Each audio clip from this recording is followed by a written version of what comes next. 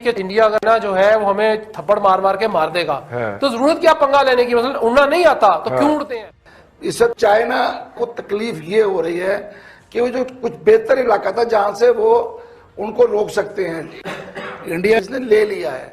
पाकिस्तान सियाचिन से अपनी जगह वापस नहीं ले सका, लेकिन अनफॉर्चुनेटली हमें शदीद नुकसान के बाद कारगिल खाली करना पड़ा। चाइना के लिए बड़ा क्रिटिकल टाइम है। क्या इसका जो फॉल आउट होगा, कि रिटेलिएशन होगी, क्या वो अफोर्ड कर पाएंगे। नमस्कार दोस्तों, ये है वायरल फैक्ट और यहाँ पे आपको मिलता है पाकिस्तानी मीडिया की तरफ से बहुत सारा एंटरटेनमेंट। और दोस्तों आपसे रिक्वेस्ट है कि अगर आपने हमारे चैनल को अब तक सब्सक्राइब नहीं किया है तो फटाफट सब्सक्राइब कर ले।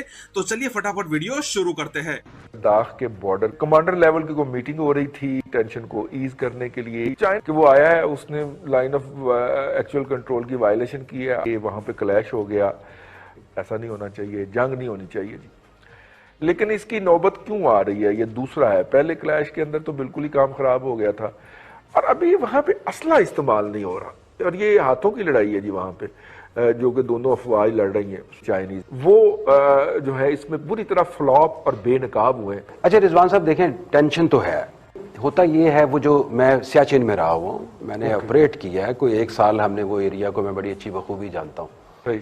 होता ये है, जो इस टाइप के जो ग्लेशियर्स टाइप के एरियाज होते हैं, जो वहाँ पे जब कोई भी कैप्चर कर लेता है तो वो वकेट कराना बड़ा मुश्किल हो जाता है। पाकिस्तान और आप देख लें, हमने 3 जंगें लड़ ली हैं और हिंदुस्तान का और हमारा मुआवजना आप करें तो वो भी एक बड़ा मुल्क है, बड़ा मुश्किल हो जाता है कैप्चर करना। तो एग्जैक्टली मैं एक एग्जांपल ऐसे देता हूं, जिस तरीके से हिंदुस्तान ने हमारे साथ सियाचिन में किया था, फिर दोबारा हमें वो पोजीशंस लेनी बड़ी मुश्किल पड़ गई थी। हिंदुस्तान ने जो अचीव करना था वो कर लिया। चाइना के पास क्या ऑप्शंस हैं, पूरा निगोशिएट जो वो कर रहे थे डिप्लोमेटिक लेवल के ऊपर, मिलिट्री लेवल के ऊपर, जो वो ऑलमोस्ट नाकाम हो गए हैं। वो जो चाह रहे हैं कि जो स्टेटस को है उसको बरकरार रखा जाए। चाइना के पास जो ऑप्शन है वो ये है, पहली ऑप्शन तो ये है कि वो फुल फ्लैज उसको रिटेलिएशन पे जाए और इसी पे जंग लड़े। और इंडिया को भी ये पता है कि वो लेना बड़ा मुश्किल है क्योंकि ऑलरेडी ऑक्यूपाइड पोजीशंस हैं। दूसरी ऑप्शन ये पास ये आ जाती है कि वो जो एरिया है, जो कम स्ट्रेंथन एरिया हैं हिंदुस्तान की तरफ से, जहाँ पे कम मिलिट्री की प्रेजेंस है, वहाँ पे कोई एडवेंचर करे। जो अगर आपको याद हो, जो CDS जो है हिंदुस्तान के जनरल वेपन ने भी एक बताया था कि हम मिलिट्री वेंचर कर सकते हैं अगर ये स्टेटस को ना होता।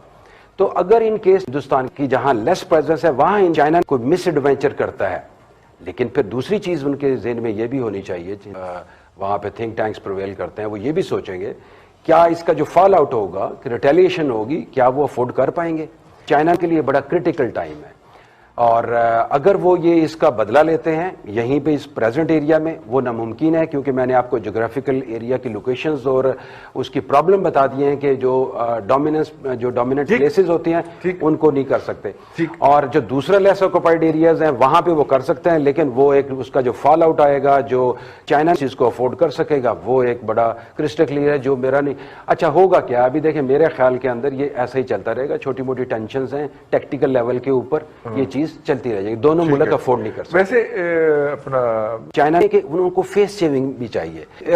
पब्लिक जो है, एक उनकी पब्लिक और एक उनका मीडिया, वो उनको कंपनसेट करने के लिए, बताने के लिए कि हम कुछ करने जा रहे हैं, हम टॉलरेट नहीं करेंगे। इस तरीके से मोदी साहब की पर्सनैलिटी है, वो कुछ भी हो सकता है, लेकिन इस लेवल पे वो नहीं जाएंगे कि वो जंग पूरी फुल फ्लैज हो जाए। ठीक है, तो चाइना की ये भी तो कोशिश हो सकती है ना कि मैं मैक्सिमम स्पेस गेन कर लूं, कि उसके बाद अगर मुज़ाकरात हों भी ड्यूरिंग स्नोफॉल और दोनों साइडें अपनी अपनी पोजीशन पे दबक के बैठी हों, तो उस वक्त जो है वो मैं अपर हैंड पे मुज़ाकरात की टेबल पे जाऊं।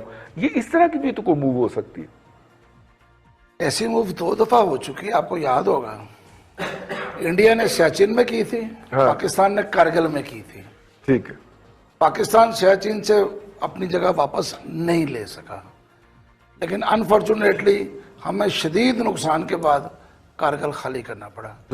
हम वहां से वापस आ गए और हमने वो चीजें, वो जगह छोड़ दी जहां से इंडिया का हमने राब्ता सियाचिन के साथ बिल्कुल अपने सामने रखा हुआ था, और जब चाहे मर्जी किसी को रोक लेते आप, ऊपर कोई नहीं जा सकता। प्रॉपर प्लान अब तो ये साबित हो गया ना कि हमने जो कुछ किया था वो भी हमने अपने किया, अपने प्लानिंग के साथ ही था। नहीं बात नहीं सप्लाई फिर आप सिक्योर करते हैं ना पहले, इंडिया ने हेलीज के जरिए सप्लाई सिक्योर की ना सर। नहीं, हेलीज के जरिए तो आप कभी भी कर सकते हैं। आप भी तो सियाचिन में हमारे क्या हो हेलीज रहा तो होते थे भाई। है, देखिए सियाचिन के साथ उन्होंने वो ऐसी तरह पहुंचे थे जब बर्फबारी थी और पाकिस्तान को सरप्राइज मिला था जब ऊपर वो पहुंच चुके थे। चाचू, हम तो नीचे रह गए चाचू चंद एरोनॉटिकल माइल के ऊपर सकर्दू मौजूद था। इंडियन एयरफोर्स जब वहां पे आके MiG-29 मार रही थी तो हम क्यों नहीं अपने F-16 मार सके वहां पे? मेरा ख्याल है कि अगर आपको याद हो कि जब कारगिल हुआ है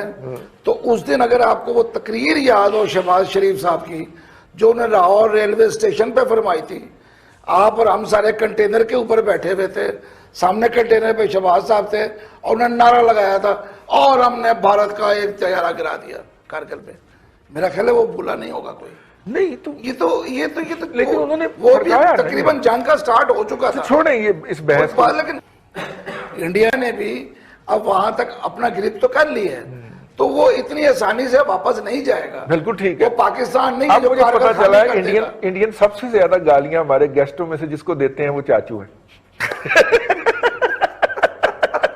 कोई बात नहीं, मैं पाकिस्तानी हूं, मुझे उनकी गालियां खा के खुशी होती है, कोई फर्क नहीं पड़ता।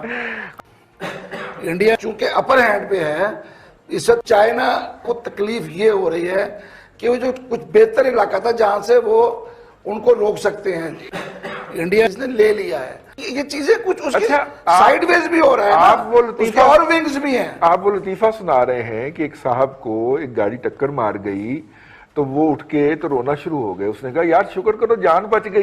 उन्होंने कहा नहीं, गाड़ी के पीछे लिखा था कि अच्छा दोस्त फिर मिलेंगे, तो ये दोबारा आएगा। चाइना जो है, अगर उनकी ये गलती, इसलिए एक चीज समझने वाली बात है, अमेरिका इस वक्त फार ईस्ट में जिस तरह उनको घेर रहा है, जिस तरह पूरी बहरिया अमेरिका की उस इलाके में बेड़े जा रहे हैं और जिस तरह से उन्होंने वहां पे उनको घेरा हुआ है, ठीक चाइना का इस वक्त पूरा जो है वो सी पैक रूट्स जो हैं उसको उन्होंने सेव करना है। सही, ये बात अब समझ लेनी चाहिए। ठीक, कोई चाइना को, हर मुल्क को हक है कि वो मुतबादिल रास्ता अपना क्लियर रखे। सही, चाइना को सी पैक क्लियर रखना है। सी पैक क्लियर रखने के लिए स्कर्दू, लद्दाख, ऊपर सारा इलाका जो है वो जितना उनका ज्यादा कंट्रोल होगा उतना सी पैक महफूज होगा। तो उन्होंने भी अपनी चीजें देखनी है। ये चीजें आहिस्ता आहिस्ता वक्त के साथ ही सामने आएंगी। अभी तो लगता है कि पता नहीं कुछ ये कोई फैसिनेटेड चीजें हैं, लेकिन नजर आ रहा है कि सब जुड़ा हुआ है आपस में, पूरा इलाका, पाकिस्तान, इंडिया, चाइना, ये ऊपर से तो आप नक्शे में देखें तो बिल्कुल करीब है सारा कुछ। भट्टी साहब ना को ये उसको वो पंगा लेना बहुत भारी पड़ गया। उनका ख्याल ये था कि हम रूटीन में जाएंगे, 2-4 गोले वो हाथ पर ला मारेंगे, इंडिया अगर दबक के पीछे हो जाएगा। इंडिया अगर ना देखें जी सुपर पावर है, ये 3 महीने से स्टैंड ऑफ जारी है। 3 महीने से उन्हें पता है जी कि इंडिया अगर ना जो है वो हमें थप्पड़ मार मार के मार देगा, तो जरूरत क्या पंगा लेने की, मतलब उड़ना नहीं आता तो क्यों उड़ते हैं। दोस्तों ये वीडियो आपको कैसा लगा कमेंट्स में जरूर बताएं। भारत माता की जय, वंदे मातरम।